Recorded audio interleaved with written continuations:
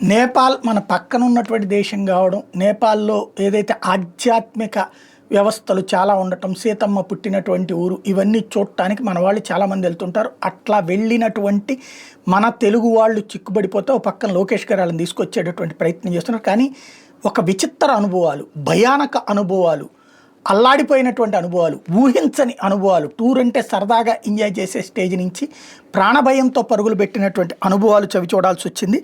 విశాఖలోని LIC division కార్యాలయంలో పనిచేస్తున్న రాధాకృష్ణమూర్తి, సూర్యప్రభ, కేవీఎస్, శ్రీదేవి, కె సత్యనారాయణ, పద్మావతి కుటుంబాలు ఈ నెల 5 నేపాల్లోని ఆలయాల సందర్శనకి వెళ్ళారు. వాళ్ళంతా హోటల్లో దిగారు. ఆలయాన్ని సందర్శించడానికి వెళ్ళొచ్చేలోపు ఆందోళనకారుల హోటల్కి నిప్పెట్టారు. వాళ్ళ బట్టలు, డబ్బులు, బంగారం కాలిపోయినాయి. తర్వాత మరో హోటల్లో తలదాచుకోవాల్సి వచ్చింది. కాకినాడ శ్రీనగర్ ప్రాంతానికి చెందిన తల్లి కుమార్తెలు బుద్ధరాజ్, సరళ, రోజారాణి నేపాల్ యాత్రకు వెళ్ళారు. తిరుగు ప్రయాణం అయ్యేటప్పుడు అల్లర్లు జలరైంది.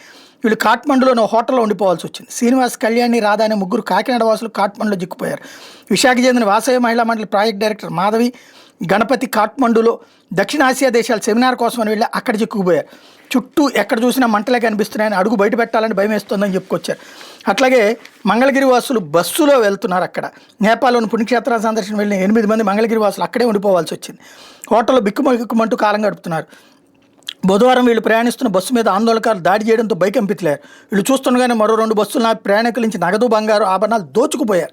అలాగే విజయనగరం జిల్లా 60 నుంచి 61 మంది మానస సరోవర్ యాత్రకి, శ్రీకాకుళం జిల్లా నుంచి 17 మంది ముక్తినాథ్ యాత్రకి వెళ్ళి కాఠ్మండులో చిక్కున్నారు. బయటికి అడుగు పెట్టలేని పరిస్థితి ఉందని, ఉన్న కొద్దిపాటి ఆహారాన్ని తలా కొంచెం సర్దుబాటు చేసుకుని గడుపుతున్నామంటూ శ్రీకాకుళానికి చెందిన వ్యక్తి చెప్పుకొచ్చారు.